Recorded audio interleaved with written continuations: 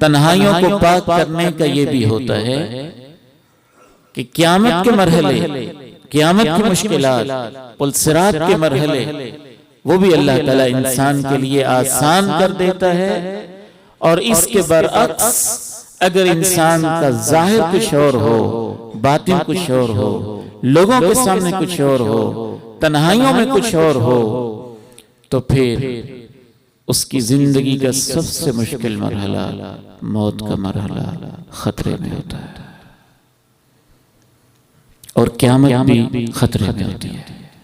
رسول اللہ صلی اللہ علیہ وسلم ارشاد فرماتے ہیں ان الرجل لیعمل بعمل اہل الجنہ، انسان جنتیوں والے کام کرتا ہے حتیٰ کہ اس کی اور جنت کے درمیان ایک ہاتھ کا فاصلہ رہ جاتا ہے، وہ کوئی برائی کرتا ہے اور جہنم میں چلا جاتا ہے۔ میں کالج میں جب یہ حدیث پڑھاتا تھا تو ذہین بچے بہت سوال پوچھتے تھے کہ استاد جی یہ کیا ہوا؟ اس نے تو پوری زندگی محنت کی۔ تو مجھے بھی سچی بات ہے شروع میں اس کا صحیح جواب سمجھ میں نہیں آتا تھا، پھر مجھے زیادہ اطمینان ہوا۔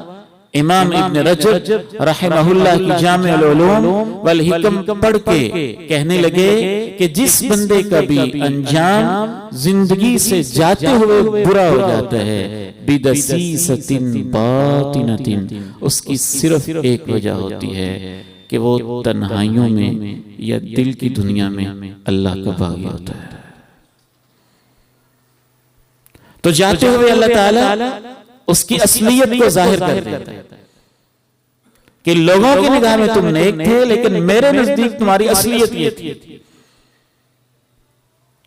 ابا جی رحمہ اللہ نے مجھے بتایا کہ حج کرنے والا، نماز پڑھنے والا، قرآن کی تلاوت کرنے والا ایک آدمی ہے، اس کی موت کا وقت آتا، لوگ اس کے پاس حوصلے کے لیے بیٹھے، آپ نے تو بڑی نمازیں پڑھی، بڑے نیک کام کیے، آپ کو مبارک ہو، پریشانی کی ضرورت ہی کیا ہے؟ حتیٰ کہ کرتے کرتے وہ اس کے پاس قرآن مجید لے آئے، آپ نے تو ماشاءاللہ یہ قرآن اتنی دفعہ ختم کیا ہوا ہے۔ وہ کہنے لگا اس کو پیچھے لے جاؤ، یہ جھوٹا ہے، جھوٹا ہے، جھوٹا ہے۔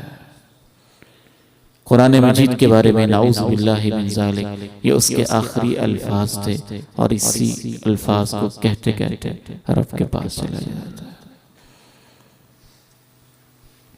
تو مجھے اور آپ کو اپنی تنہائیوں کا جائزہ لینے کی بہت زیادہ ضرورت ہے۔